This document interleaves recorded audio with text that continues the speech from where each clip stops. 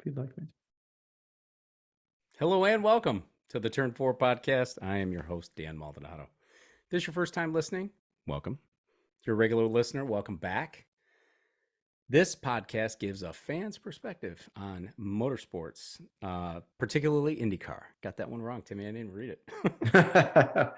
Before we get IndyCar. started, let me introduce you to my co-host, Tim Reiner. Hey, Timmy! Hey, what's up, Dan? I don't get that part wrong. No, you don't. I'm always the co-host here, right? Yeah, one of these days I'll call you You Tim. were recently No, a co-host not... on a show, weren't you? You got I invited was. to a show? I was. F1 I did. Cast or something? God, it was so fun. Yeah, that was very cool. Fun.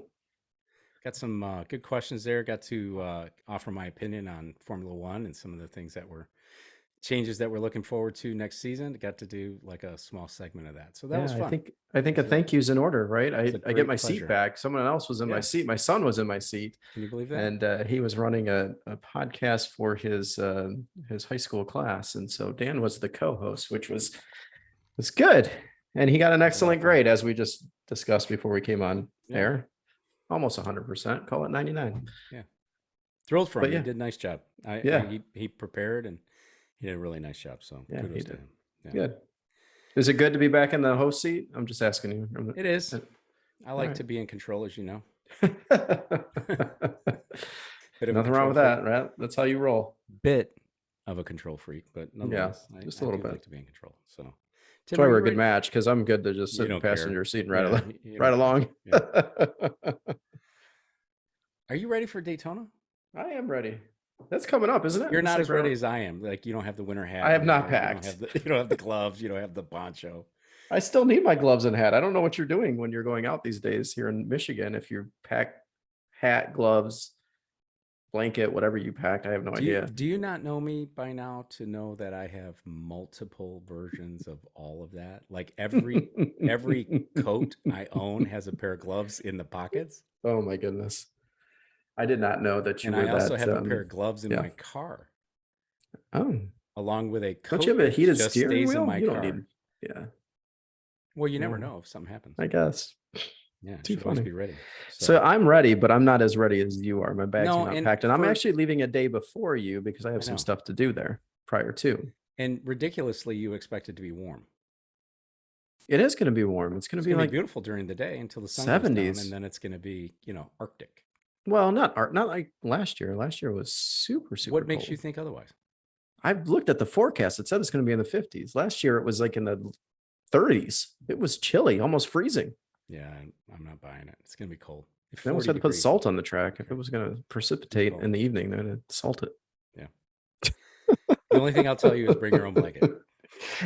Yes, I'm not cuddling in the stands like we had to do last year. I'll bring my own blanket. You did finally figure out which one I'm going to do at some point and sit next to me, because you tried to do like, we'll share this blanket, but I'll leave a space between us. Well, it's the urinal theory, isn't this? This goes back to high school as well, right? Where you had that's the urinal theory at the urinal. This is survival at the right in the Arctic. This is not the urinal. We have pictures. I think some of them are on Instagram that show us under the blanket trying to stay warm. And I don't know, it was midnight, 1 o'clock. I will have my polar bear blanket with me. Yeah. You're gonna see the whole thing. I'm gonna miss a little bit at the beginning, but that's okay. And then I'll come I'm gonna meet up later in the day, and I'm gonna hang out and check out the racing action. So I'm excited. I'm excited to check this out. I am going to see the beginning without you, which is going to be a real drag, but I will endure. You don't have to worry about your blanket. That's right. Yeah. I am excited simply because of all the change. A lot of change. The changes this Most people don't like change. Change doesn't bother me. I don't care. I really don't. That's true. Yeah, I'm like the least one of probably. I'm not completely changeable. I mean, but I'm okay with change. Yeah, you don't mind it. Yeah, I don't. It doesn't bother me. To kick off that change, DPI, formerly known as DPI, right? Daytona Prototypes, is now known as GTP, and also interchangeably, I suppose, LMDH. GTP, of course, stands for Gran Touring Prototype. Very nice. So yeah, we're going to start today's show IMSA, right? Because we're going to the race. So that's what we're going to focus on. And then we're going to talk a little bit IndyCar later. So yeah. We're focusing on IMSA today because the season starts at Daytona. Less than a week. as far as I'm concerned. That's right. Yeah, less than a week. We'll be there. Totally. Well, I fly down Friday. You'll be there before We me. get there Thursday morning. Yeah, and then the race kicks off Saturday. Yeah. Saturday afternoon. So LMDH stands for Le Mans Daytona Hybrid in the WEC series, which is the Euro counterpart to IMSA. Let's talk about the hybrid, Tim. The hybrid is standard across the board in that top series. It consists of a common gearbox, casing, and internals produced by X-Track. That's the same company that produces the transmissions for IndyCar. Inside that casing is a motor generator unit. That's the MGU. I guess I never put those two pieces together. There's a lot of technical stuff going on. It is. And I like it. Control electronics supplied by Bosch. The harvested energy is stored in a sophisticated battery pack developed by Williams Advanced Engineering. Yes, that Williams, though not anymore part of that, as the Williams family divested those companies. So you're talking Williams F1, F1, right? So yeah. All right. Yeah, wow. The MGU is a 50 kilowatt motor. For perspective, my wife's Jeep Wrangler 4xe is a 17.3 kilowatt motor. And the Mach-E, I refuse to call it a Mustang, is a 210 kilowatt motor at the rear and a 50 kilowatt motor at the front. Well, just wait till you have to call the Corvette a SUV, because they're coming out with that SUV is what I heard. So I know you're really excited about that one. So same here with the Mustang Mach-E, which, so you said 50 kilowatt in the front, 210 in the rear. Yep. That's quite a bit. That is. How's that compared to Tesla? Because Tesla's, does anybody care? I don't know. I just feel like everybody cares, but I think the Tesla Model 3 is 180.5 kilowatt. Yep. Yeah, in the front, and then 255 in the rear. That's crazy. And the Model Y goes slightly higher. Yep. I just think when people think electric, they think Tesla. Yeah. I don't. I think Mach-E. Yeah. But you got to look at it though. The Wrangler's a hybrid, right? Mach-E's full electric. Tesla's full electric. The IMSA cars here, they're hybrid. So you look at the 50 kilowatt motor. Yeah, so that 50 kilowatt motor is plenty capable of propelling those cars on their own. I've seen some of the video that shows they were running just on the battery portion of it, the hybrid portion of it, which is really, really cool. I thought I saw something that suggested that they would be running into the pits and out of the pits on that battery power, but I couldn't find anything to confirm that when I started researching for this particular episode. So if any listeners have any information on that, please send it to us on our social media channels. Everything will be in the show notes. Tuck it into the comments on the YouTube section, because we tend to get a lot of comments there too. So, but and we're going to listen while we're there, so maybe we'll just report out while we're there what's going on. Exactly. Yep. Yeah. We have in Daytona, kicking it off in this new series GTP, Acura, Cadillac, Porsche, and BMW, all competing with all new engines with this hybrid component, this common hybrid component. All seem to be going about it differently. Kicking it off with Acura, I'll start with the Acura. They are the defending champs, so to speak, right, with Meyer-Shank Racing. They'll also be joined by Wayne Taylor Racing, which is now part of the Andretti Autosport umbrella, and who won the pole. But we'll talk about that in a little bit. Yeah. The Acura ARX 06 is what they're calling it, is powered by an all-new 2.4 liter twin turbo V6. Does that sound familiar to you, Timmy? Sort of does, right? Sure does. That sounds like size and platform that was supposed to be in IndyCar starting in 2024, but they have decided to stick with the 2.2. Since they're a classic racing series anyway, with a 12-year-old chassis and you might as well keep this 10-year-old engine or whatever it is. Well, yeah, that sort of tells me why Honda was on track with that engine, right? With the hybrid system. Yeah. That's why they were out there doing that, because they've already had it here for the Acura. So maybe it's just a plug and play. I don't know. As you know, I'm not afraid to approach anybody. We're going to talk about this in a little bit. We don't have official media credentials for this particular race. I'm not afraid to approach anybody. So I'm going to be looking for somebody with that Honda logo on their uniform, so I can ask them if they can just give us a couple of quick notes on what the similarities are between the IMSA engine and what is in an IndyCar. Because if I had to guess, I'm a soda pop salesman. I'm not an engineer. I would guess that they're pretty similar, right? They would be stress I think members of so. the chassis, and they would be pretty similar in how they Yeah. operate in these race Yeah. cars. When you look at the cars taken Mhm. apart, it seems like they all kind of have the same structure of putting them together with the engine. But Yeah, I guess we'll talk to the engineers and see what they have to say. yeah. The engine is regulated to 10,000 RPMs and a max decibel. You love this. A max decibel of 110 decibels. I think that's weird, Tim, that they've regulated the decibels. Yeah, that seems just bizarre. I think sound is better. I think most race fans think sound's better, right? If you go and listen to old Formula One cars, you go back to the V12s, right? The high pitch roaring 17,000 RPMs, whatever it was. Um, and we were at Austin for the F1 race, and the cars were like silent. You could have a normal conversation sitting next to people, and the cars would just kind of whistle by, which was not what we are used to as old race fans. We'll call Yeah. us old. I think these IMSA cars will still be louder than what we saw at Formula One. And just for perspective, when you look at 110 decimeter or decibel level, um, just to give you a little commentary, average human pain threshold, it's 16 times as loud as 70 decibels. 110 is. Hmm, Average live rock concert is between 108 and 114 decibels. interesting. A turbofan aircraft, because there's a lot of that around. A turbofan aircraft at takeoff power at 200 feet is 118 decibels. Oh, so it seems plenty loud. Plenty loud. Maybe they're So, just protecting our eardrums. or trying to manage urban areas, right? Like if you're Yeah, gonna that's have a street race or potentially down the road that you would have, or at the Indianapolis Motor Speedway. yeah, Yeah, which they definitely. are. Yeah. Yeah. And you have surrounding neighborhoods. So Well, I can't wait to hear what they sound like, and we'll yeah, see what the 110 decibels sort of yeah. pans out to be. You gave some perspective, but I think being there in the flesh will really tell the story there. New engines are rated at an output of 644 to 697 horsepower. Of that, the hybrid kicks in about 40 horsepower on smaller tracks and up to about 67 horsepower on larger tracks like Daytona. Honda's quoted as saying this is the smallest endurance engine they've ever produced. In fact, by quite a bit, Tim. Last year's championship winning Acura engine was a 3.5 liter V6. Hmm. So this is quite a bit smaller.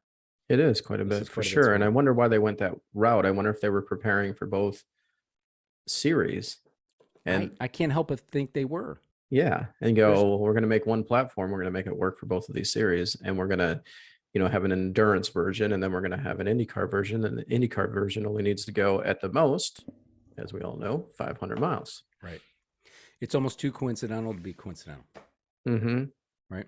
But I think you have some interesting stuff coming up on how the other manufacturers did it too. So this Yeah, is, and this is where you and I think our opinions differ on how this works out. So next up, Cadillac. Again, the U.S. luxury brand will partner with Chip Ganassi Racing and Whalen Engineering, or the Action Express team. Delivery, as an aside, on the O2 this year is a little too red for my liking. I know it's too red because it's not maroon. That's You right. you love It's maroon. Is your it's new too car red. maroon? We were No, it's having. white. Oh, it is white. That's Yeah, right. I couldn't yeah, remember. it's white. I was having this conversation earlier in my It's not front room. available. It's not available. It was available on the 22. It's not available on the 23. Oh, Yeah, there you go. there we go. It's white. Compelling radio for our listeners. Well, just Um, inquiring minds wanted to know, yeah, which yeah, was me, and I guess it's part of my show. So yeah, yeah. you have to bear with me for a minute here, folks. The Cadillac is powered by a 5.5 liter dual overhead cam V8, no turbo, sans turbo. I've mentioned this before, Tim. I have no idea or understanding why they would go with a V8. I don't see this as being road car relevant. I don't either. So does it come to the road truck relevance for Chevy and GMC? I have no like. Nothing about endurance racing or watching these Cadillac prototypes run around Daytona makes me think Escalade or Tahoe. I know, but maybe it's a way to get longevity out of those engines. I'm baffled. I guess we got to find a engineer with a Chevrolet, or I should say a Cadillac badge, or Yeah. maybe a GM badge, and find out what's going on there. Yeah. Yeah, definitely. BMW also, and this is new for BMW, right? They are moving up from the Yeah. GTD program Yep. to move into the top level class, and they're doing it with RLL. Yes, that RLL team, Rahal, Letterman, Lanigan. That means their lower level GTD program, which we're not going to talk a lot about here today, but just as a note, is going to be a customer or a privateer effort, Hmm. because the manufacturer's efforts are all concentrated on the two BMWs that Rahal, Letterman, Lanigan are campaigning in the GTP category. Yeah. Same situation with BMW, Tim, in that they're using a V8, but they are using twin turbos on a 4-liter V8. I looked this up. So I could see that there are 5 2023 BMW models that are available with a V8, and there are 3 Cadillac models that are available with a V8, Hmm. and they're the V series. So they're not like standard Ah, issue Cadillacs. It's not, okay. you're not walking in and getting a XT6 or a, CT6 or whatever they call it, with a V8, right? Yeah. This is an Escalade and then the V8 or the V series Hmm. models. BMW's a little more in between, right? The X5 and all Yeah. that. It's very interesting, like how much leeway the teams have to with the engines, right? And you It got is. a V6 that's a 2.4 liter. You got a 3 point, what'd you say, 5.5 liter V8 with no turbos, and now you Mhm. have a 5 liter with turbos, 4-liter with turbos. 4 liter with turbos. Yep, Sorry, 4-liter with I'll get turbos. it right. Yeah. And then if that wasn't enough, you have Porsche, right? Porsche, who Hmm. marks their return to endurance racing. They left in 2017. They are back again with Penske. Lo and behold, another V8, Tim. This time Yeah. a 4.6 liter twin turbo V8. This is a one car effort. Well, like I said, there's a lot of V8s here. It looks like there's a lot of flexibility with the manufacturers, which sounds good, right? Like there's that much flexibility in it. But all these V8s, they're definitely going to sound different, right, Mm-hmm. than the Acura that's going to be out there. But at the end of the day, the Acura was the fastest when it came to qualifying. So Yeah. I think the other component of this is, how long are these cars going to last? Are we going to see some engine issues? Are we going to see I some think so hybrid for sure. issues? Yep. Yeah, I think you're just going to see that as they're working through the kinks. But overall, it should be a great, great race. Yeah. It doesn't make for compelling reading, right? With some of the publications that are following the series. But I would suspect that there's some supply chain constraints with putting, in Cadillac's case, 3 cars on the track. Hmm. Like we mentioned, the hybrid systems in these cars are all common. So it's Hmm. really not just the 3 Cadillacs and they're sourcing their engines. I mean, it's the 2 Acuras, it's the 3 Cadillacs, it's the 2 BMWs, and it's the 1 Porsche are all using those common components that have never been on track yet. Yeah. In anger, let's say, right? We know there's simulations, and we know that Porsche ran a big simulation effort at Sebring, and there's no doubt that they've run the simulations and the dyno and everything else, and Yeah, they for feel sure. pretty good about it. But are you really simulating those conditions? Are you simulating 70, 80 degrees in the sunshine and then tapering down to 50, 40 degrees? What about rain? What about, anything else like that? So it's going to be exciting. This is the one thing, right? This is really the biggest thing for me when I think of going to Daytona. This wasn't even a question for me, right? Even leaving there last year, I was ready to go back. Is that 24-hour component of it, right? Hmm. You and I, we slept in the car for like 6 hours. Every time we kind of stirred, or anytime I kind of stirred, that race was still going on, Oh yeah, they're right? still Got up in the tearing morning, up the the track. race was still going on, Hmm. and It was it's freezing in just the morning. amazing to me to think this is what they're doing. right? Mm-hmm. This is Yeah, ridiculous. Yeah. it is pretty cool. Yeah. Qualifying results: Meyer Shank, as you mentioned, followed by the Porsche Penske, the single Porsche effort. Ganassi's Cadillacs fourth and fifth in sequential order, with the reasonably liveried 01 and the reasonably little better 01, 02. And then the Action Express Cadillac in sixth, and then the two BMWs in seventh and eighth. Where were the Wayne Taylor guys? I've been trying to look it up as you've been talking. I missed that part. Oh my gosh. That's why I'm wondering. Yeah. So the field itself is covered by less than a second. Wow. And they're still 6 seconds ahead of the LMP2. Wow. So very cool. Fast. The extra components, which are certainly making, some extra weight. The cars are a little longer than they were last year. So, surely they're heavier. We know that. But they've been able to get back to at least the same level of performance that they were last year. Yeah. So like you mentioned, I mean, the biggest question going into Daytona is, are they going to make it to the end? I'm betting that there's a number of LMP2 programs out there that feel like they've got a really good shot at the overall win. That would surprise me, actually. You said 6 seconds difference in the two? Wow. You have to have some serious mechanical issues for the front runners there in order to really sort of have an LMP2 car win. So I guess we'll see what happens, but I guess they're a little more tried and true, huh? Yeah. Overall? Wayne Taylor qualified third. Sorry. So it's Acura with Shank, Porsche, Wayne Taylor, Konica Minolta in third, and then the Ganassi Cadillacs fourth and fifth, Whalen in sixth, and then the two BMW seventh and eighth. Perfect. So sorry about that. I'm glad you found that because I was trying to find it. I had it up, so just in case. So perfect. When I talk about being able to finish, I think part of my concern is the common components with the hybrid.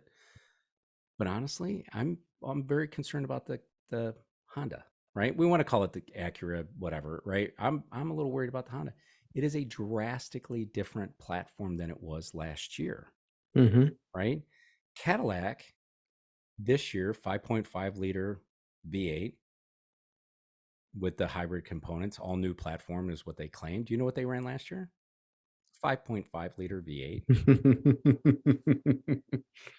So is that not typical Cadillac, right? All new, right? Yeah. That's all General new. Motors it's for the you. same damn thing you had last year. Right? Yeah. We live here, right? So we maybe live they're in the these, seat to take Cadillac this, right? Maybe they're the favorite to come out on top. Maybe. I put no stock in practice and qualifying and all that, especially in endurance racing, as you know.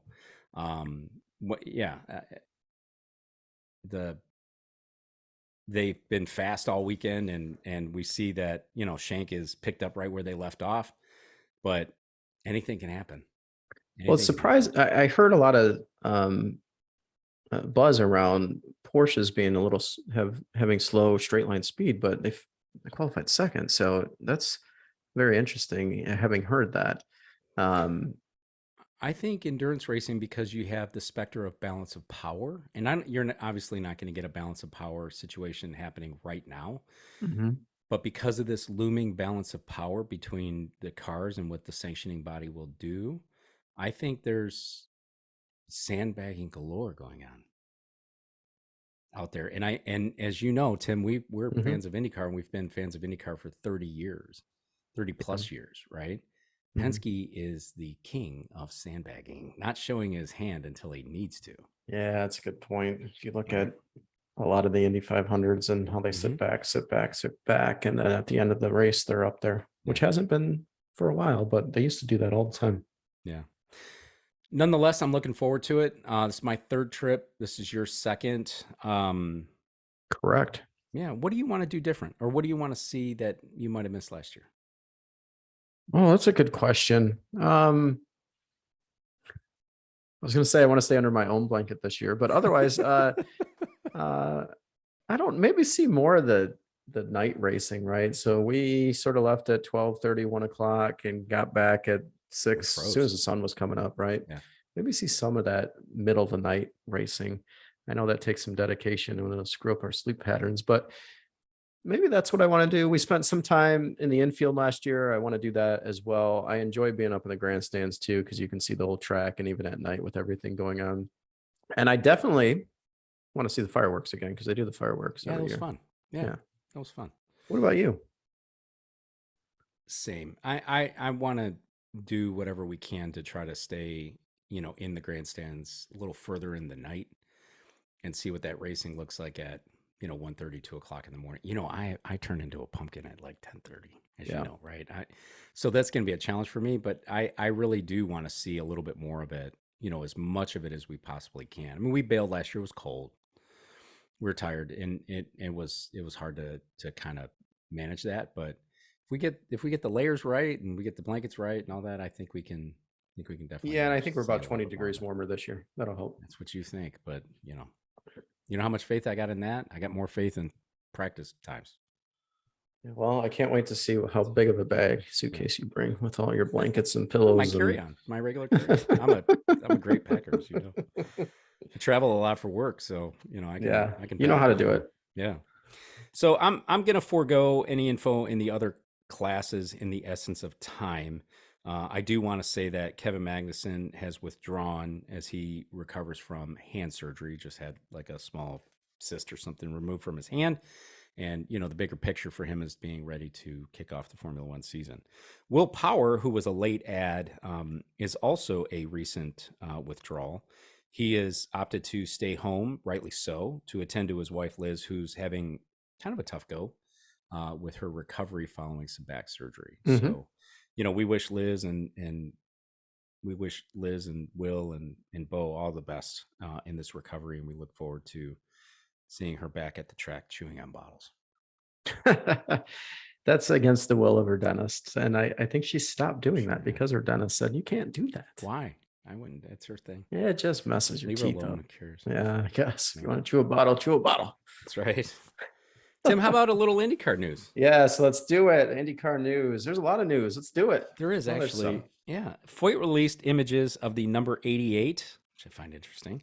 Number 88 Sexton Properties entry that will be driven by Benjamin Peterson. Notable to me, Tim, is that the car's red, or what the team is referring to as Coyote Red.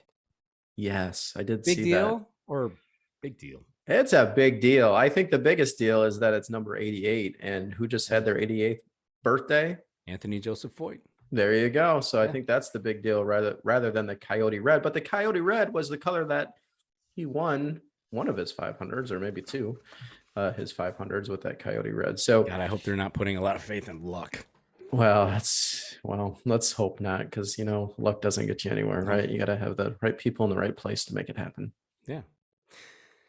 Stingray Robb showed an appropriate amount of thanks and praises for his full-time ride with Dale Coyne with Rick Ware Racing. He will suit up alongside David Malukas. Malukas and Robb are both 21 years old, Tim. Isn't that crazy? That's some young guns right there. Yeah. And if you didn't know, now you will. Stingray Robb's real name is Stingray Robb. It's crazy. Sting is a shortened version of the area in Scotland his ancestors hail from. Ray is for his grandfather. And Robb, of course, is the surname. Yeah. Do most people use technically their his middle first name? name is Sting? Yeah, like the singer, right? Like No, like the area in Scotland that his ancestors came from. I thought we were the big police fans back in the day, and Wouldn't that be awesome? "Oh, he changed his name to Sting. We're gonna call him Sting," and then we'll just throw Ray in there because it kind of goes, and then Robb. That's an interesting last name too, Robb. Yeah, Mr. Robb. That's his name. Look forward to see what he'll do in that car. Yeah, really do. I am too. I'm happy. But you got me caught up on the name now. I'm like Sting Robb. Maybe I know. I did that to you on purpose.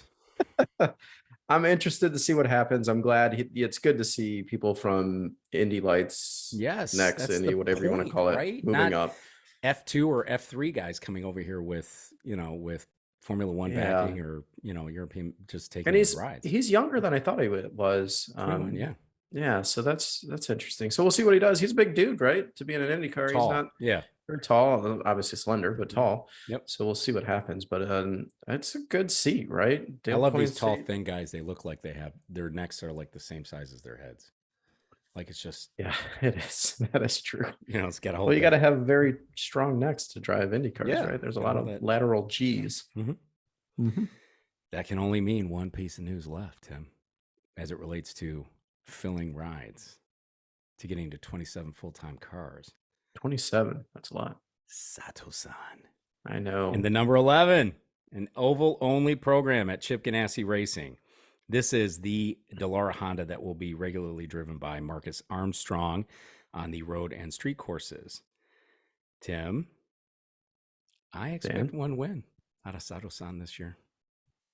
You expect at least one win from at least Sato. one win. Do you want to predict where that might happen? Texas. Or is it just you're not really sure at this point? It's still I just unclear. gave you Texas. You just missed that. Texas. Wow. Yeah, I think it's a great ride for Sato, and he's going to be go out, right? super competitive. Mm-hmm. So yeah, I think he'll at least get one win as well. Do you agree? I do agree. Where? But I think he's going to take the biggest one of them all. He'll be a 3-time Indy 500 winner. I know. That's what I'm thinking. That's going to be amazing. We're going to have to ask our buddy Brian how Sato fits in the scheme of in the chart, like how it all kind of plays out. Great. Yeah. Well, you figure Chip Ganassi Racing has Indianapolis figured out. They're the only team that seems to have it figured out. So they had all their cars in the top 6 of qualifying that were doing the final round for the pole position. So, and Sato's got a lot of laps around there, 2 wins with 2 different teams, right? One with Andretti, one with RLL. And so to cap it off with you didn't want to say it. Ray Hall Letterman Lanigan Racing. There you go. Good job. Yeah. There, I said it. And if he could cap that with a win at with Chip Ganassi, that'd be special. I think so. I agree. Chip likes winners, and Sato-san is a winner. I was surprised it took so long to put that deal together, though. I thought that deal would have been put together. You got an FBI raid happening at your house right now? You keep looking out the window, very nervously. No, but we just had a Cadillac Escalade pull up and pick up one of the kids in the neighborhood. So there you go. Nice. I was worried if I was going to say something bad about GM. So, so it just looped around. There's been a lot of activity, and then my other so that was one of the and then my other son came back from the ski hill. He was out skiing. I know we're losing listeners as I'm talking, but a Jeep pulled up in the driveway too. So there's been a lot of outdoor activity going on. So if you're not, if you're just listening, you're not seeing all the nervous look around that I'm doing over here. But no, we're not being rated. Yeah. Tim, you want to talk about Kyle Larson at the 500 in 2024? It seems like it's way too far out to even talk about it. I was surprised to see the announcement. Yeah. I think it's great. Number one, so I want to talk about it a little bit. So you think this is a big deal? I think it's a big deal, but it's a bigger deal if you replace the 4 with a 3 and it's this year. Like that would be outstanding. I don't know what the weight is, but I think it's going to morph into a big deal. I don't understand why we're waiting a year, but that's not for me to figure out, I guess. It's a big deal, though. Kyle Larson can pretty much wheel anything, in my opinion. And to have him in an IndyCar for the 500, I guess they got to do some testing and figure out the logistics, right? And do you think he's got a chance to win? I know this is way out. Do you want to talk about this at all? No. Because I don't want to talk about it without coming back to you from the same perspective I had with the only race that we promote in this series, it seems like, is the 500, and it's the race that needs the least amount of promotion. Mm-hmm. Right. So now what we're doing is we're taking a NASCAR guy, right, into Indy in a top ride and, just putting him in there for what? Does he have a chance? Sure. Anybody of the top or any of the 33 have a chance. Yeah. Right. For sure. A better than average chance? I don't know. I don't think so. I put it midfield. So for me, I look at it like I think the series has to move on from this, these kind of one-offs. And I realize it's part of the history of the 500 where, folks from other disciplines have come in. But again, I'm going to say something that's probably unpopular as well, is this isn't that Indy 500, right? The two Mhm. engine manufacturers, Chevy and Honda, want to support engines for enough to get 33 in there. I don't think they certainly don't have the capacity or the desire to support 40 and see a bunch of people come in and try to knock people off. Mhm. I don't see it. I don't want to see this happen like this. It doesn't do anything for me. And it's not because I'm not a Kyle Larson fan. I think he's fine, right? Would I feel the same way if it were, Denny Hamlin or Dale Jr. or, I don't even know half the people in NASCAR anymore, but if it were any of those guys, Chase Elliott or, somebody like that, would I feel the same way? Yeah, I would. I Mhm. absolutely would. Right. Yeah. Because I just feel like it's not the same Indy 500 where you have folks from multiple disciplines show up and try to make the show. He's going Yeah. to make the show because it's going to be Yeah, totally. 33 or Yeah, he's gonna 34 make the entries, and you're going to have somebody like, Wilson, who's going to be out there piecing together a program and borrowing bits and pieces and struggling and scratching together to get something in there, and Kyle Larson bumps him. So, Or Sage Dan, would you be Karam. more yeah, so would you be more excited if there was an IndyCar driver going to the Daytona 500, like, in Yeah. an exchange for some of this? You got, you know, NASCAR driver coming to the Indy 500, you got an IndyCar driver going to the Daytona 500 in a top ride. Let's say they go on Kyle Larson's team, which is what, Hendrick? Isn't he with Hendrick these days? Yeah. So, that would be exciting if it was like a dual announcement, right? So we're going to do this, and in turn, Yeah. one of the Arrow McLaren drivers is going over there for Because Daytona. didn't I thought, last year they talked about Elio going into the Daytona 500, right? Like they were working to get Elio into the 500. Hmm. Haven't heard anything Yeah. about that. Yeah. There's some other dude that's going to be in the 500 Yeah. instead, right? So that program never came together. And I think that helps both NASCAR, series, let's right? face Because you it got, though, they don't need our help. And NASCAR well, doesn't care to help IndyCar. well, you could argue that their viewership has gone down, their popularity has gone down. I've seen tracks where there's nobody there. So IndyCar, if they picked up the down viewership from NASCAR, they would probably double their regular viewership. I get it. I get it. So I just think it's a good thing I think they should do a swap both ways. I just think it would go beyond what we see here. What I would Uh, love to see is, Kyle Larson running Texas, running Indy, and running Long Beach, right? Running Laguna. Let's get him in multiple series. So it actually helps the series, not just the one single biggest race that people think doesn't is need the any only race help. that happens, Yeah. right? Well, we did that with Jimmy Johnson. Yeah, we did that for 2 years. No. What hurt that is his performance never took off. Yeah, I know. Yeah. And I think you're going to find other drivers that are going to potentially shy away from it just Yeah. because there's a big learning curve, is what we saw from Jimmy Johnson coming over. And so if you have a NASCAR driver trying to do road courses, street courses, yeah, it could look pretty abysmal. I would tell you, and I feel pretty strongly about this. And again, this proves I have nothing against Kyle Larson. You put Kyle Larson in that 48 for a full season, for 2 full seasons, Kyle Larson's average finish would be better than Jimmy's in both seasons. I agree. He's younger. Yeah. Yeah. I think I think it it has comes, a lot to do with it. Yeah. yeah, I think age has a lot to do with it. And I think um,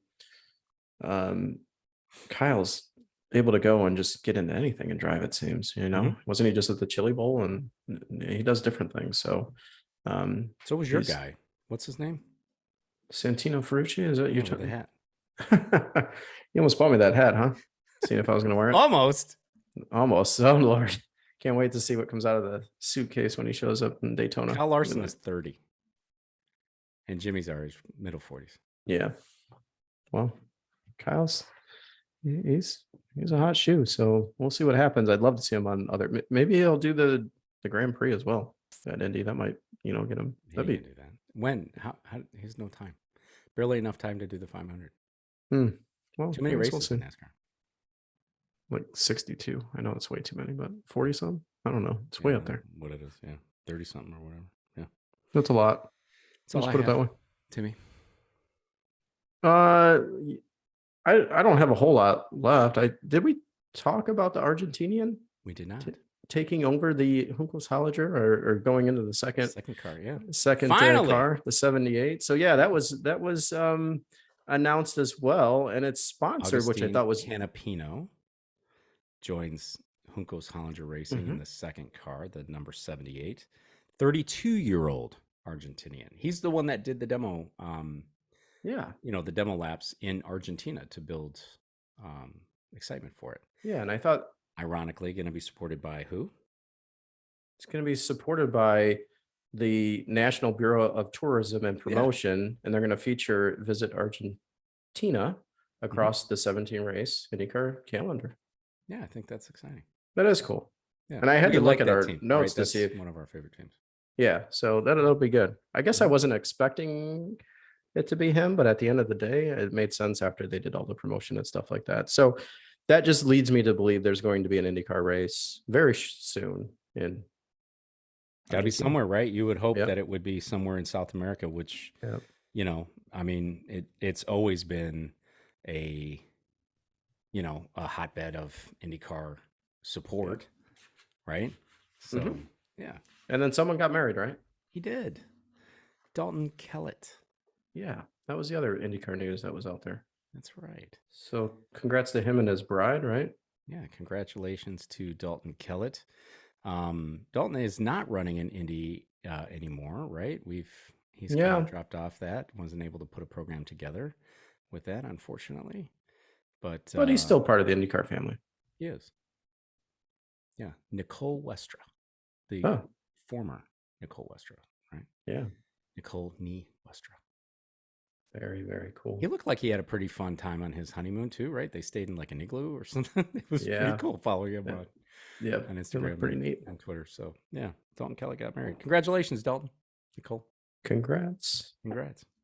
That is truly all I got. That's all I got too. Yeah. Be sure to follow us on our social media channels, especially this coming weekend, as we'll be live at the Daytona 24. Looking forward to that. I'm sad that the Speedway and IMSA didn't see us in our humble show here worthy enough for a press credential. We weren't even worthy enough for a parking pass. We're not even worthy for a free hot dog. Did they sell us a ticket though? They did sell us 2 Oh. tickets. Yep. So, but we're committed to giving the 24 our best and giving us our view and being able to convey our thoughts to our listenership, which we're extremely proud of the show Mhm. that we've built here and the things that we've been able to do here. So, And our wanna make- Instagram will have a bunch of stuff. yeah, Instagram will be there. We'll kick off this TikTok as well, and we'll be able to do some things like that. So right. I think that'll Yeah. be exciting. I want to talk a little bit about this media portion before we go. Right. So we did apply. We've made some applications for media credentials. I am under no illusion that the Indy 500 is going to grant us a media credential. I didn't even try. Detroit saw fit. We've applied to some other places. We know that Rolex 24 declined the opportunity to have us in there. I understand the reasons because I can understand the big picture and zoom out and see what everybody, the perspective of it, right? You have to draw lines somewhere. You got to have the Associated Press in there. You got to have, Racer Magazine and everybody else, those particular things. I think as the rise in podcasting and video blogs and blogs themselves continue to grow, that I think that these racing series and other, sanctioning bodies have to consider the fact that you and I put in an effort commensurate to what we do here, to what Racer does or what Motorsport does, and on a proportional basis. And we're happy to go there, and we're happy to celebrate the series, and we're happy to bring our perspective again to our audience, which we're incredibly proud of what we've been able to build here and do this in less than 2 years, and be able to do that. So my feeling is there's a way to do it. I think just the no and no, right? And no, in case you didn't hear it the first 2 times, there's a way to do it. And I'm sad that we've not been able to come to a middle ground with that. We know we have one more, request out. We'll see how that one works out. But, I don't hold my breath for any of those. But I think at the end of the day, some of these sanctioning bodies have to look at it like every bit of exposure that we can offer, our listeners and our viewers and everybody else out there, I think is worth it for everybody, right? If you don't want to give me a desk in the room, I'm fine with it. Give me access to the room. Give me access to the media printouts. Yep. Right? Give me a place to park. So when I got to go sleep in my car, I got to put another layer on. I don't have to walk 1.5 miles to go do it. Right? At the end of the day, my $90 ticket or whatever, it's fine.